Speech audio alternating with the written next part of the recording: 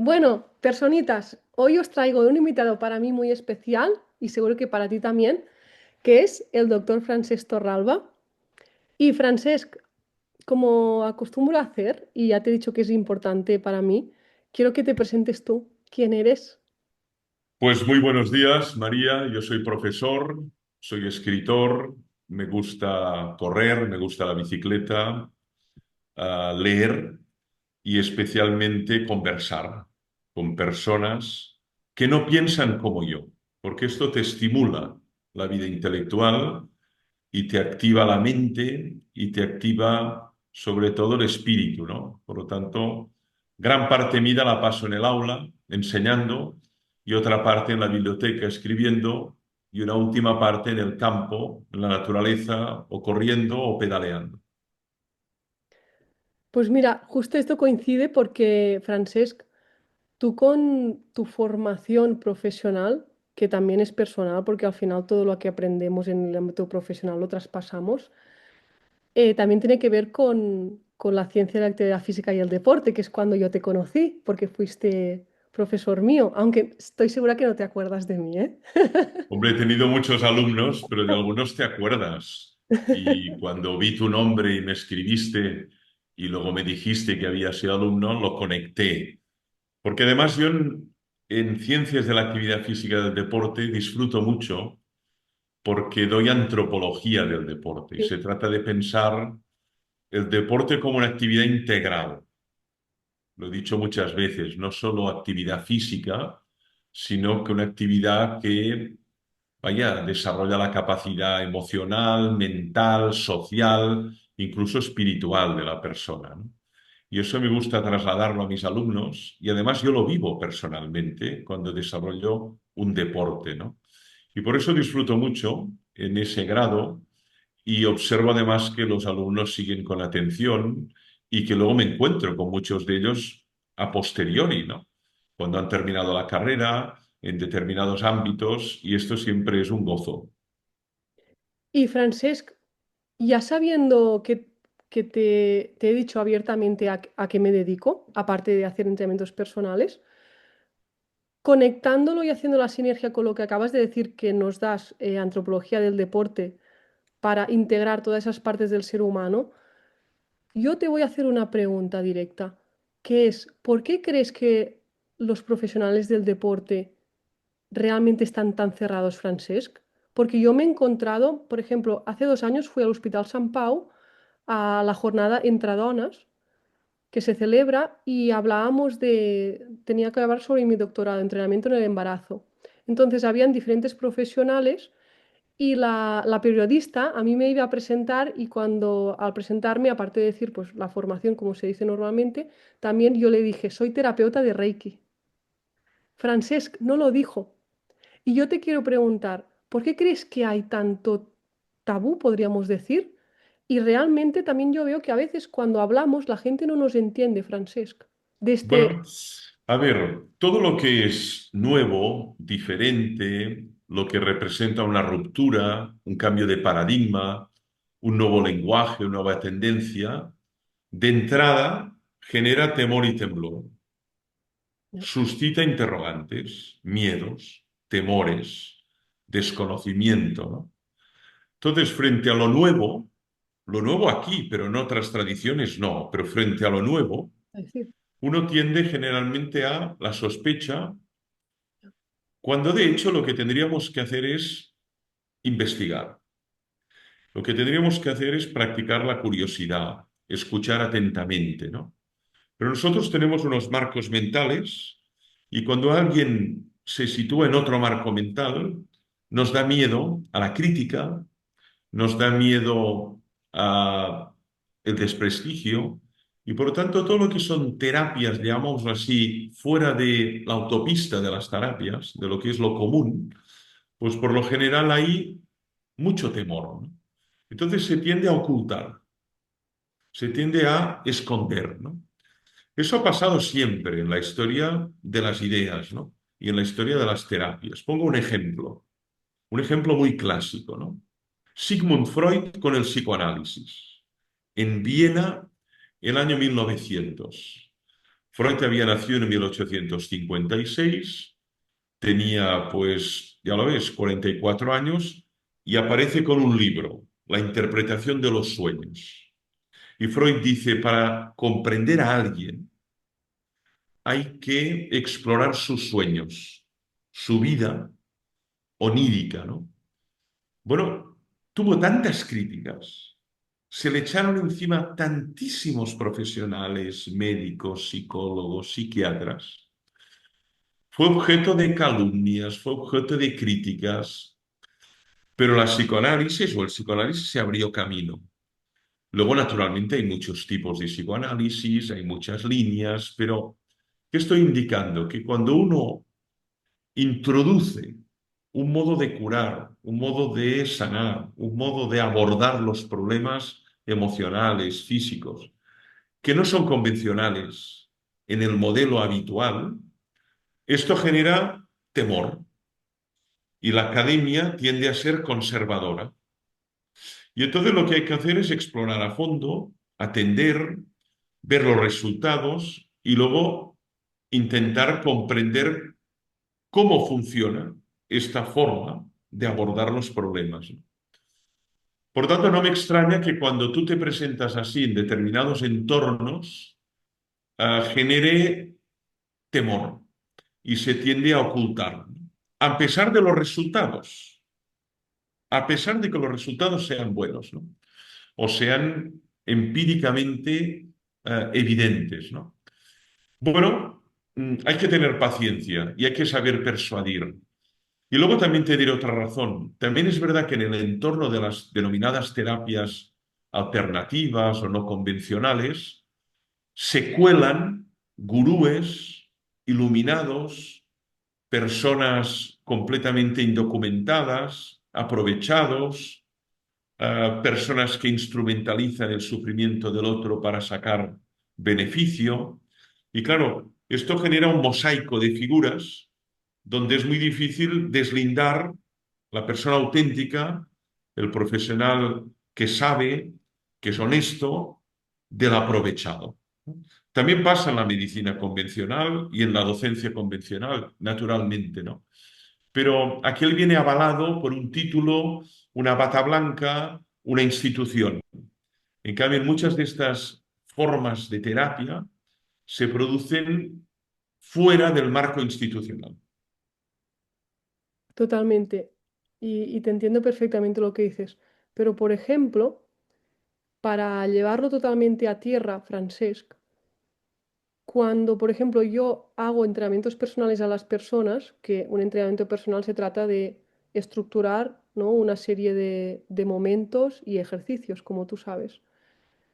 Entonces, en mi caso, no fui yo quien quiso tener este don, ¿no? Sino que la gente me decía, yo quiero estar contigo, Foch. Cuando estoy contigo estoy bien. Entonces, sí que es cierto que yo, como muy bien has dicho tú, me he documentado, he estudiado y a raíz de estudiar se me ha abierto un mundo, ¿no?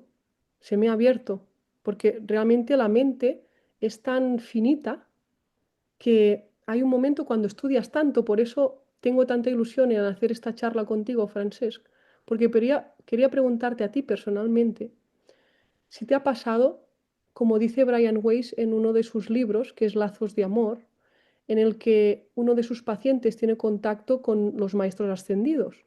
Y los maestros ascendidos no son personas que están vivas. También tenemos maestros que no son docentes, entiéndeme, en la vida y que nos enseñan. Y que nosotros debemos de aprender lo que nos están enseñando. No ver como que me ha pasado algo malo, sino qué te está enseñando esta situación tan dolorosa. No vamos a infravalorar lo que está pasando, ni mucho menos. Pero si las personas logramos salir de lo que nos está pasando para ver qué nos está enseñando lo que nos está pasando, ocurre el milagro, ¿no? Que yo le llamo así, porque para mí la vida es un milagro. Entonces, Francesc, ¿a ti te ha pasado que un maestro ascendido le dice, ¿no? A Brian Weiss, el conocimiento te acerca a Dios?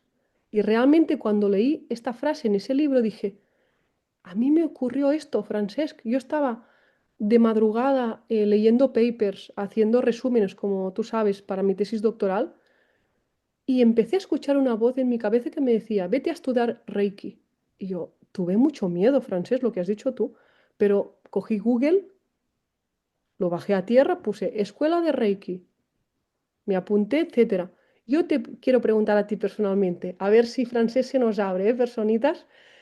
Francis, tú con todo lo que has estudiado, porque ya lo voy a poner en la descripción para hacer honra, porque realmente la academia, lo que decíamos, no hay que abandonarla, sino hay que saber usarla, pero usarla para abrir la mente. ¿A ti te ha pasado que en algún momento de tu vida realmente has visto que hay más que lo que se toca, se palpa, lo que se estudia, lo que se anota? Sí, a ver, gracias María, ¿no? En efecto, a ver, experiencia de este tipo es muy difícil de narrar porque muchas veces nos faltan palabras y cuando tratamos de explicarlo, si el que te escucha no ha hecho una experiencia similar, no sabe de qué estás hablando. Este es el primer problema, ¿no? Sí que es verdad que hay momentos donde tienes como una especie de intuición, una especie de claridad mental, donde ves con mucha evidencia lo que tienes que hacer, lo que tienes que decir, lo que has aprendido de un determinado autor, de una experiencia vivida, ¿no? Ahora, yo no puedo hablar de haber visto, pues, qué sé yo, a una figura, de haber escuchado una voz como estoy escuchando la tuya y a la vez la mía, pero sí que hay momentos, después de mucho estudio y de mucho análisis de textos y de reflexión, que ves con claridad algo, una especie de evidencia existencial, ¿no? Hay evidencias matemáticas, ¿no? Y evidencias lógicas, ¿no? Pero hay momentos que ves con claridad lo que tienes que hacer. Por ejemplo, te pongo un ejemplo que yo vi claramente, ¿no? Yo estudiaba ciencias en bachillerato, física, matemática, química, y mi orientación inicial era la química. Sin embargo, tuve un profesor de filosofía de carne y huesos, como yo he sido tu profesor, Sí, y abrió un horizonte en mí, abrió una ventana. Yo no lo esperaba, estaba en el aula, había muchos más alumnos, y de todo ese bachillerato, que eran 3 líneas, y el científico éramos 2, solo yo me gradué en filosofía y luego hice teología, etcétera, ¿no? ¿Por qué? Bueno, porque despertó en mí una vocación, despertó en mí un anhelo, un deseo de saber, de conocer, y además lo vi muy claro. Y tuve la suerte que me acompañaron mis padres, que me acompañaron pues los maestros y que además tuve una situación económica y social para poder estudiar a fondo, ¿no?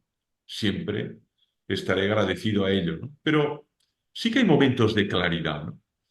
Y que te permiten dibujar un horizonte. Ahora, también hay momentos en que uno descubre sus dones.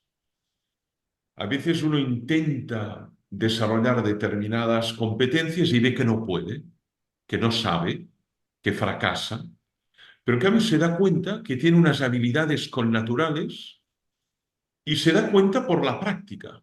Dices que nos gusta estar contigo, decías. Bueno, significa que tú tienes un don o un conjunto de dones o de capacidades que los demás detectan y que tú has detectado a posteriori, ¿no? No eras consciente de poder hacer esto o de poder decir o de poder curar o acompañar o consolar, ¿no? Significa que a veces nos conocemos gracias a los demás. O sea, los demás te van mostrando cuál es tu potencial, ¿no? Y eso también pasa, por ejemplo, con el pensar, el filosofar, el razonar, ¿no?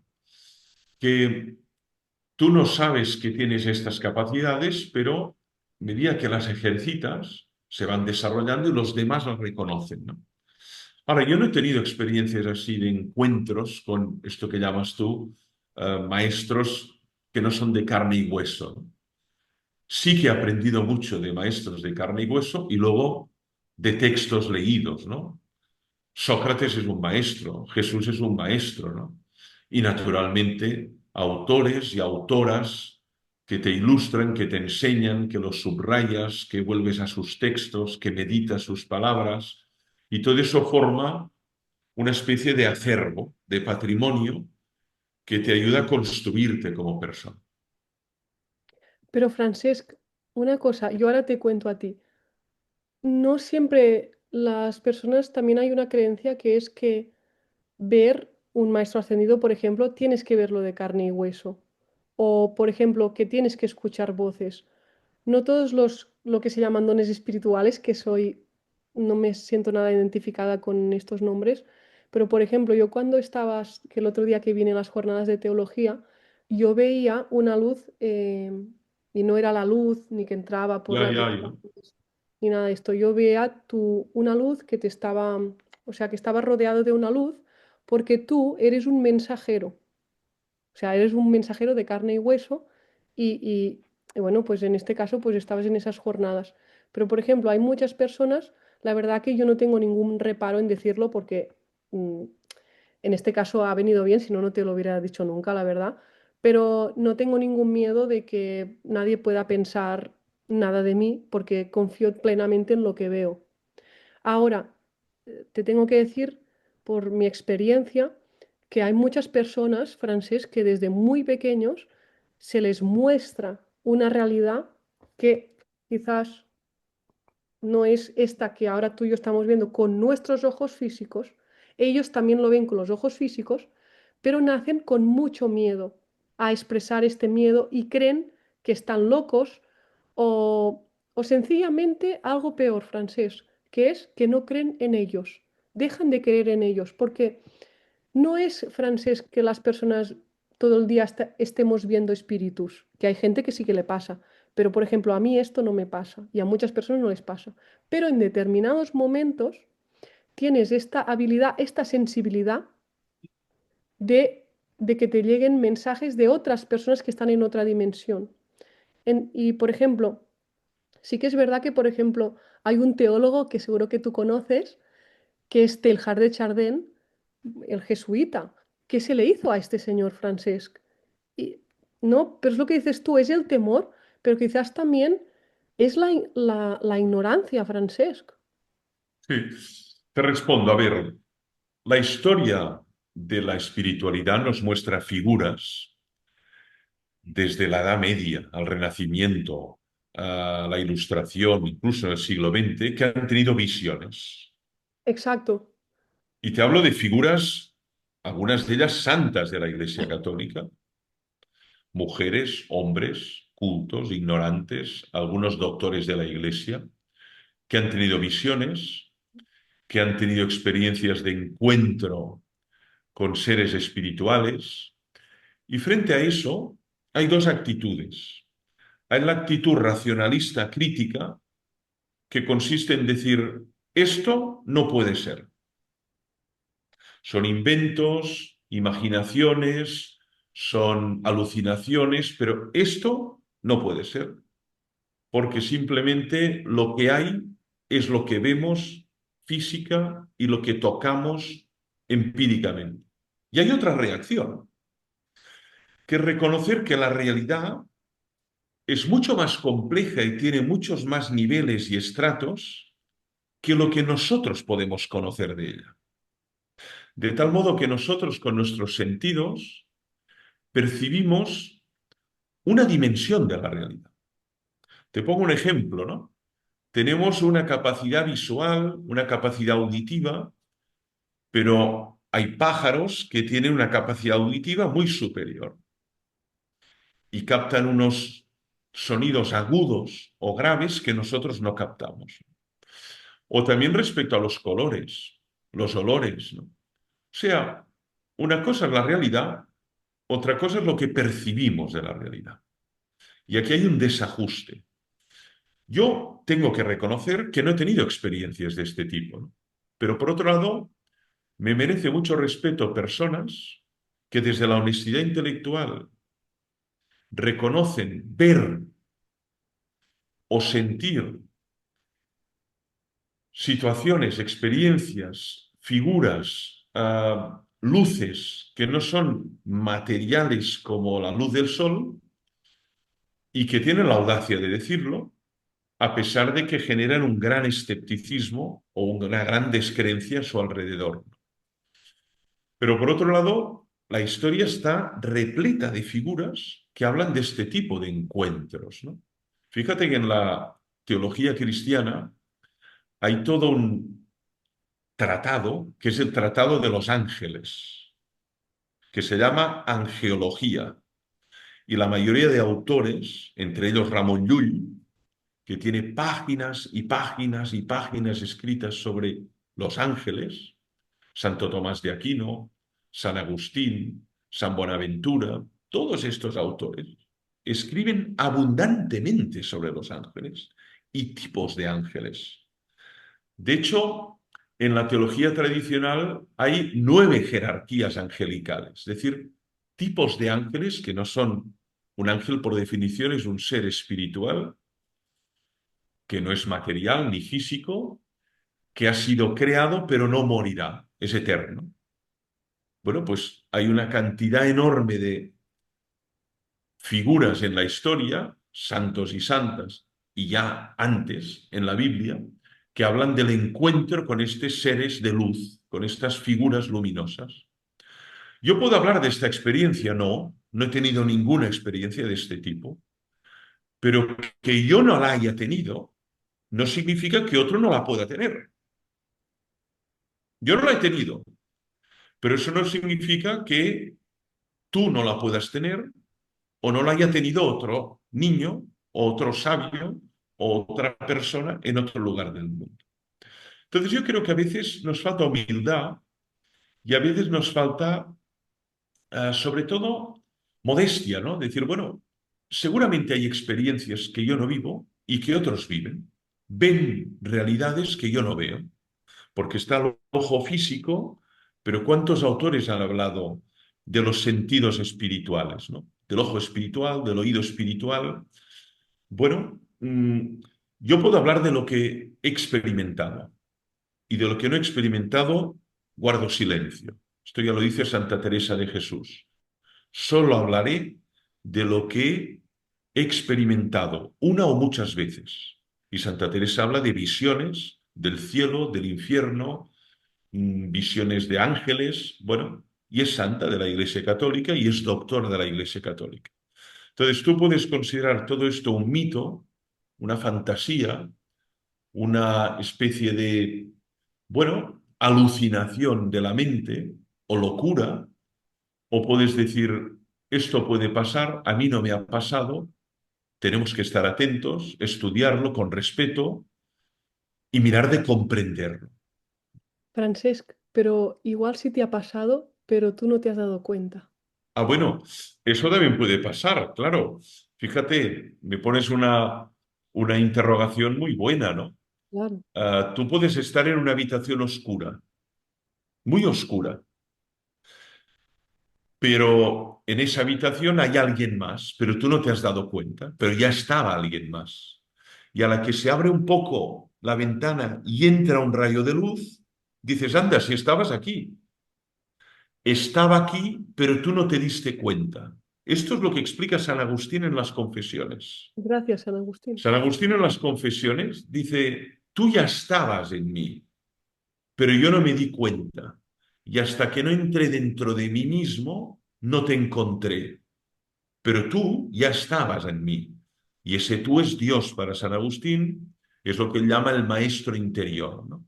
Por lo tanto, sí puede pasar eso, que tú no te hayas enterado, que no lo hayas percibido, que no lo hayas captado. Bueno, puede pasar. Y que te pases la vida sin captarlo.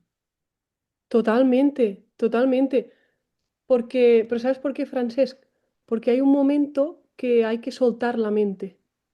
Porque todo el rato pensamos lo que tenemos que decir y lo que hemos leído, no estamos atentos a lo que sentimos y lo que percibimos. Porque tú también puedes percibirlo. O sea, podemos percibirlo todos.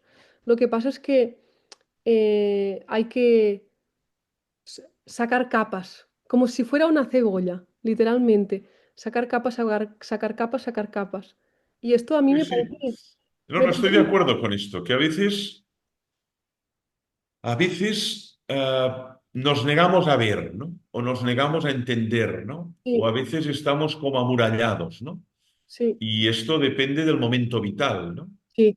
Hay santos y santas que tienen experiencias de tipo que llamamos sobrenatural, teniendo 14 años, 15 años, 8, 9 años. Y los hay que toda la vida luchan por tener algo de claridad y no salen de su angustia.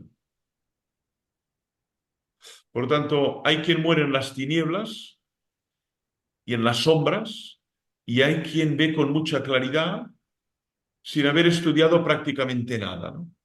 Bueno, la vida es así, hay dones diferentes, hay momentos vitales, pero lo que yo realmente tengo presente es que no podemos descartar todos estos fenómenos desde un racionalismo crítico que resuelve diciendo la realidad es lo que puedo tocar y ver. Mire, esto que puede tocar y ver, que se llama realidad, es energía en el fondo. Lo que pasa es que hay distintas formas de realidad. Pero si esta partícula, ahora imagínate esto, ¿no? Lo pongo a la velocidad de la luz, 300.000 kilómetros por segundo, se convierte en energía. Lo que significa que hay distintas formas de estar en la realidad. Hay la forma material, cósmica, que opone resistencia, pero también está la energía. Y es real la energía. Lo que pasa que no es como este objeto que lo puedes poner encima de una báscula y te dice cuánto pesa. Está solidificado. Francesc, lo que pasa es que yo estoy de acuerdo 100% agri con lo que dices. Sin embargo, yo lo que le propongo a la gente, porque la verdad que yo no trato para nada de persuadir a nadie. Yo sencillamente utilizo lo que he aprendido trabajando con la energía universal para que las personas se sientan mejor. Pero no quiero persuadir a nadie porque esto es lo contrario, no es una creencia, sino que es otra forma de ver otra realidad que no podemos percibir. Entonces yo siempre animo a la gente a que lo hagan, a que lo experimenten.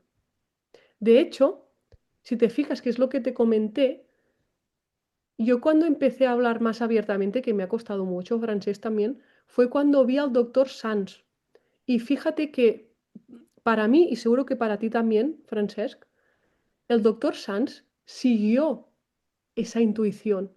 Porque si no, no se hubiera notado y hubiera estado en silencio todo ese tiempo anotando cada experiencia de sus pacientes. Entonces, esta persona también estaba guiada por lo que sentía su alma.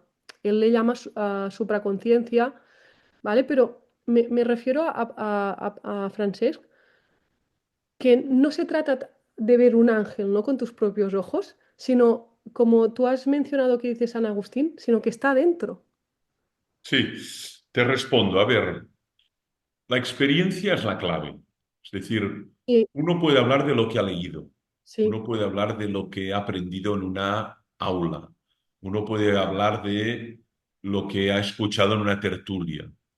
Pero cuando uno habla de lo que le ha pasado, entonces tiene autoridad. Yo lo veo especialmente cuando hablo con mis alumnos, ¿no?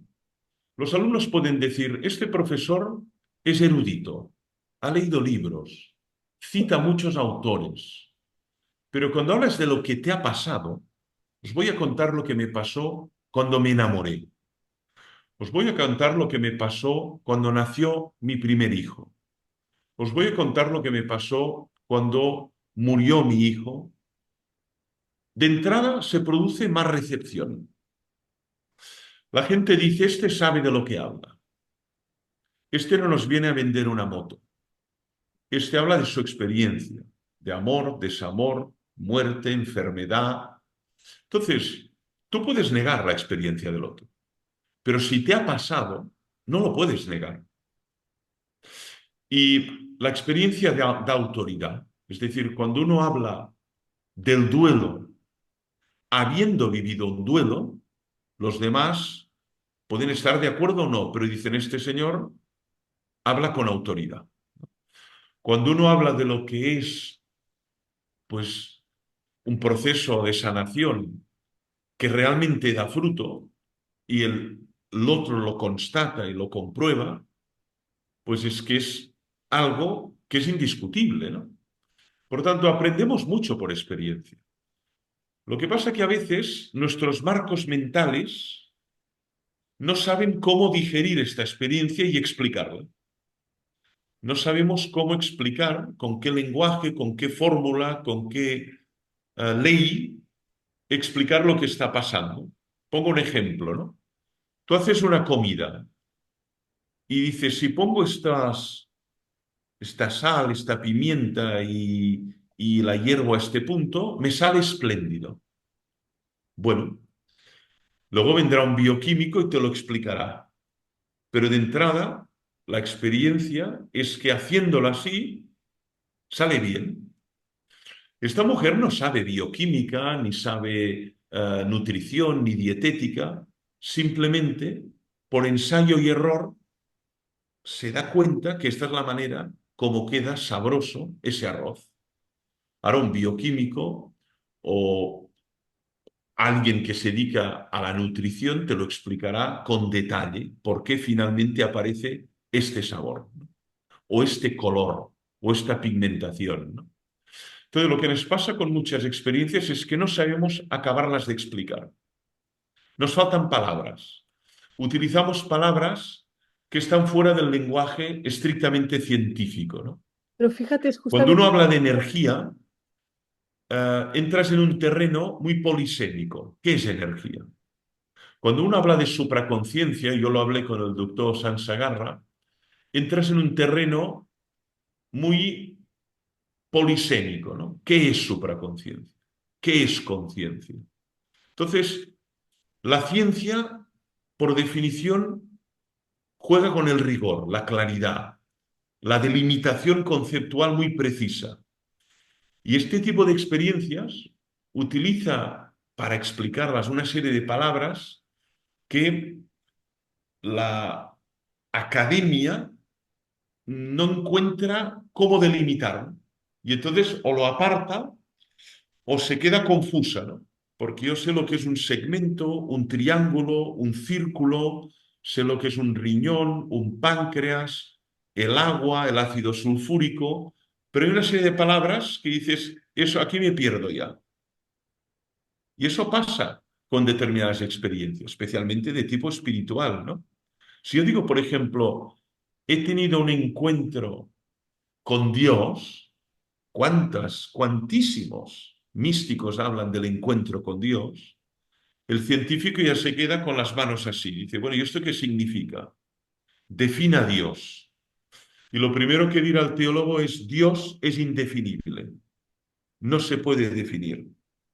Por lo tanto, si no se puede definir, no se puede realizar un concepto. O dicho de otro modo, cualquier concepto es insuficiente para abarcar la inmensidad de Dios, ¿no?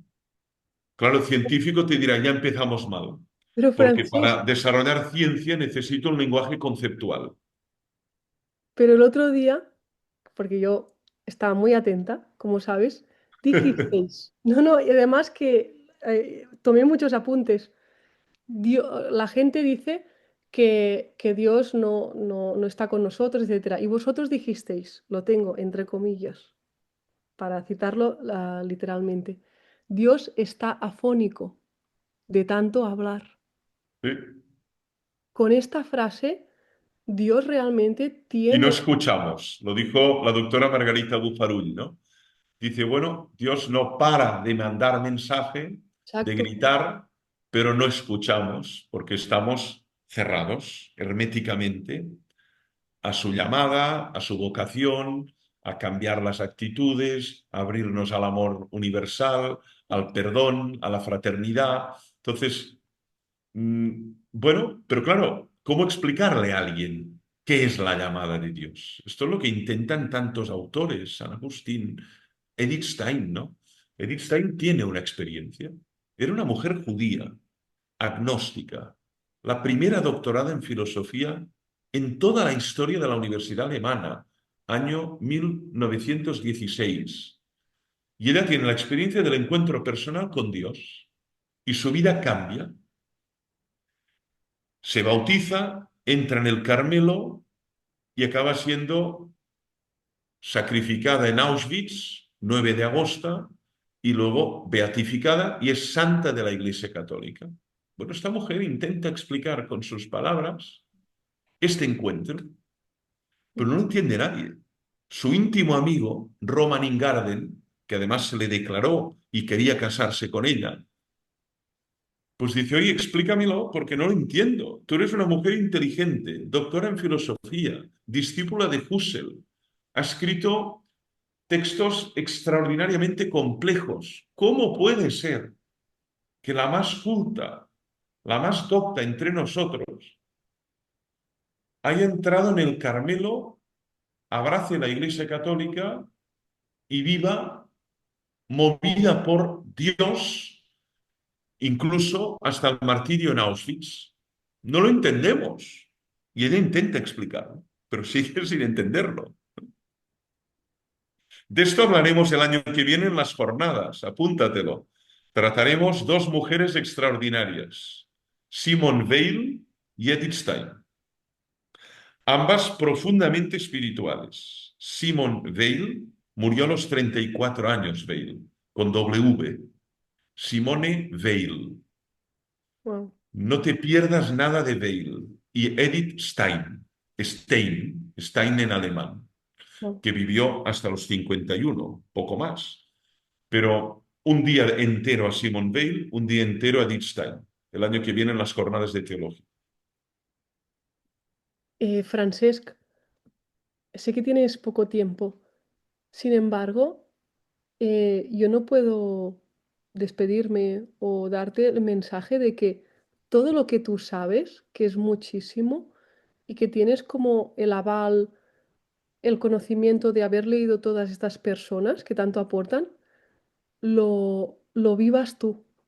Porque realmente todo lo que han escrito estas personas es real. Y realmente esta mujer, lo más importante de ella, ¿sabes que fue también Francesc? Que a pesar de que no la entendieran, ella confiaba en lo que ella vio, en lo Sí, que a ella sí, le mostró. totalmente, totalmente, totalmente. Confió hasta tal punto que, ya digo, cambió el rumbo de su vida. Y eso pasó con San Agustín, con San Francisco de Asís, con Ramón Llull, con tantísimos conversos, ¿no? Entonces sí, hay un momento que la persona, de algún modo, cambia. Dice, bueno, lo que hasta ahora había leído me ha pasado. Sí, Y por lo tanto, se suelta, se sí, deja ir. ¿Eh? Bueno, en cambio, a veces hay la cárcel intelectual, ¿no? Uno queda encerrado en sus conceptos, en su racionalismo, y dice, bueno, esto puede pasar a otros, a mí no. exacto, Este es un peligro. ¿Eh? Este es un peligro. Entonces yo trato de vivir lo que leo, trato de transmitir lo que he experimentado, ¿no? Y trato de ser honesto con mm, mi vocación en el mundo, ¿no? Lo que no puedo es inventar. claro. No, No no, puedo inventar cosas que no me han pasado. claro. No, y Francesc, que realmente el problema, como hemos comentado antes de conectarnos, de todo lo que es la curación a través de la energía, por ejemplo, o la comunicación con seres que no son seres humanos, que no están en un cuerpo físico, para mí, porque yo también soy una mensajera de esto, es un problema que haya gente que inventen. Porque entonces viene cuando, ah, no, tú quizás mientes porque el otro ha mentido. Vamos a ver, no tiene no es así. Porque justamente lo más importante, como muy bien acabas de decir, es la honestidad. Y justamente unas chicas que me hicieron una entrevista ya hace quizás un año, la señora me dijo, dime qué ves. Y yo primero le dije, yo veo cuando yo quiero. Eso lo primero. No, y si yo quiero, te lo digo, y si no quiero, no. Quiero decirte que eso también es mi trabajo, un respeto. Esto es lo primero de todo. Hombre, claro. Es como si yo a ti te digo, Francesc, dame una clase de Teilhard de Chardin. Y tú me dirás, bueno, págame, ¿no? ¿Vale? No, Francés, pues que es lo mismo, ¿eh? O sea, es exactamente lo mismo. Pero entonces, bueno, respiré un poquito y le digo, mira, yo lo único que veo ahora mismo rápidamente es que tienes a un abuelo que está cerca de ti, porque lo vi con mis ojos. Y de repente, Francesc, y con esto te puede contar mil historias, ¿eh? Se pone a llorar la señora. Pero lloraba y justamente yo escuché, después estaba hablando con gente, estábamos en un evento y le contaba a otras personas y le decía, es que ayer por la noche pedí por favor a no sé qué ángel o arcángel, porque claro, Francés, yo también confío tanto en mí, porque como te he dicho, soy muy ignorante de, de la historia, Sí, de la religión, hasta de la filosofía. Yo he hecho filosofía en bachillerato, pero sí, mm, sí, claro, limitado mi claro. conocimiento. Entonces, lo que se me muestra, No sabes cómo articularlo, tampoco ves otros referentes. bueno, Por pero eso tienes que ahondar en la claro, teología espiritual, ya lo estás haciendo, ¿no? sí, Porque te puede ayudar a ver referentes, sí, palabras, sí, que lo que te puede pasar no es exclusivo, que sí, otros lo han dicho de otra manera. exacto. Todo esto da una cierta base, ¿no? Sí, Sí, sí, sí. Pues la mujer la noche antes había pedido por favor a un arcángel que le diera noticias de su abuelo. Y entonces, claro, se emocionó. Y ahí también ella, pues, me insistió para hacerme la entrevista porque vio que yo no me dedico a convencer a nadie, ni mucho menos, pero sí que me dedico, pues, como haces tú y otros docentes, ¿no? A divulgar sobre, en este caso, la integración del ser humano en más partes que solo y simplemente la anatomía, la fisiología y la movilidad, ¿no? En el caso de los profesionales del deporte que somos nosotros.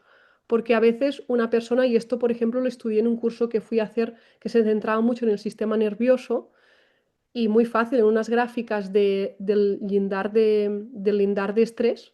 ¿Qué pasa? Cuando hay mucho estrés, ¿no? Hay un lindar. Cuando tú traspasas ese lindar de estrés, ¿qué pasa? Rotura, fibrilar, lesión. sí, Pues al final tú lo puedes entender de esta forma, pero si tú abres la mente y como muy bien estás diciendo, Francesc, y realmente estás verbalizando aquí mismo con nosotros, es que si tú lees, si tú abres la mente, lees diferentes autores, aunque no sean exactamente de entrenadores físicos, ¿vale? Pero, por ejemplo, hay un entrenador que es de Estados Unidos que me gusta mucho, que se llama Mikey Boyle, que él todo lo que dice es de una lógica aplastante, que a veces creamos ejercicios físicos y no tienen ningún traspaso a la vida real. Quiero decirte, ¿de qué me sirve a mí, por ejemplo, levantar una rueda de tractor que pese 30 kilos? Si luego a la vida real no tienes que hacerlo, Francesc, ese movimiento. claro. Eh, Claro. claro, no, no, es que nos podemos reír, Francesc, pues que el sentido común es el menos común de los sentidos. Sí, hombre, sí. Esto ya lo decía Jaime Balmes, el gran filósofo de Vic. Es el menos común de los sentidos, en efecto, ¿no? A ver, sobre todo, y vamos terminando, yo creo que una lección que hay que extraer de todo eso es que hay una dimensión de nosotros mismos que es la más oculta, la más secreta, la más ah, y la más fundamental, y que sin embargo no es algo que veamos inmediatamente. Yo creo que el ser humano no es solo órganos, sangre, agua, materia, ¿no? En él hay una dimensión que podemos llamar anímica, espiritual, no material, y que además impregna la material, ¿no? Y no se pueden deslindar. Y eso es lo que no sabemos acabar de explicar, pero que hay una profundísima relación entre lo anímico y lo corporal. Es evidente, ¿no? Que si usted tiene una vida desasosegada a nivel anímico, eso va a tener resonancia en sus tendones, en sus músculos y al revés, ¿no? Entonces, esta unión entre lo material e inmaterial, pues las personas que estáis en el ámbito del deporte, que estáis en el ámbito de la atención lo veis, que si usted cambia de actitud o cambia de forma de vida o de forma de relacionarse, verá cómo también lo va a notar su cuerpo, porque no son paralelos, cuerpo y alma, no es un dualismo, es una unidad integrada donde hay dos dimensiones. Y hablo de una dimensión tangible, visible, y una dimensión intangible, invisible, que podemos denominar de muchas maneras, ¿no?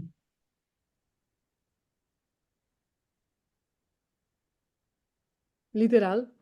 No, no, literal. Yo ya estaba tomando apuntes mientras hablabas, que lo sepas. Pues Francés, muchísimas gracias. Y yo te pregunto, así muy rápidamente, ¿qué podríamos decirles a, ya no solamente compañeros míos, también compañeros tuyos? Sobre todo, ya no por el bien individual, porque yo esto siempre lo digo, sino para el bien colectivo, Francesc. Tú y yo sabemos que no puede ser que en un mismo mundo haya varios mundos. Esto Ya, para mí es inadmisible. Entonces, el cambio colectivo, que debe de ser muy grande, siempre lo digo, empieza con el cambio individual. sí. Empieza La en ti. paz exterior Sí, exige la paz interior. Este sería exacto, un mensaje final que te quiero decir, ¿no? María, es decir, si uno tiene paz interior, que significa que hay orden, cosmos, armonía en su ser, lo cual no es nada fácil, lo que irradia fuera de sí es paz. Pacificas los entornos donde estás, ¿no? El aula, el despacho, la oficina, el hospital, la universidad. Si tú tienes dentro de ti conflicto, guerra, batalla, desazón, eh, todo tipo de tensiones, lo que irradias es eso, a tus alumnos, a tus pacientes, a tus vecinos, y todos se dan cuenta que eres un instrumento que no pacifica, sino que cuando tú estás presente se activa la tensión, ¿no? Y lo que tenemos que ser son instrumentos de pacificación, ¿no? Y esto me lo propongo, ¿no? En un aula, en un departamento, en una clínica, en casa, en el hospital, en el barrio, ¿no? ¿Cómo puedo pacificar ese entorno? Primero, pacifícate tú. Primera norma. Y luego podrás pacificar el entorno donde te encuentres. tal cual. Pues muchísimas gracias, Francesc. Gracias a ti. Y ánimo, termina el doctorado, ¿eh? Quiero venir a la defensa de tu tesis, ¿eh? Lo haré, sin Muy duda. bien, María. Gracias. Buenos días. Buenos días, adiós a todos. Adiós, adiós, adiós.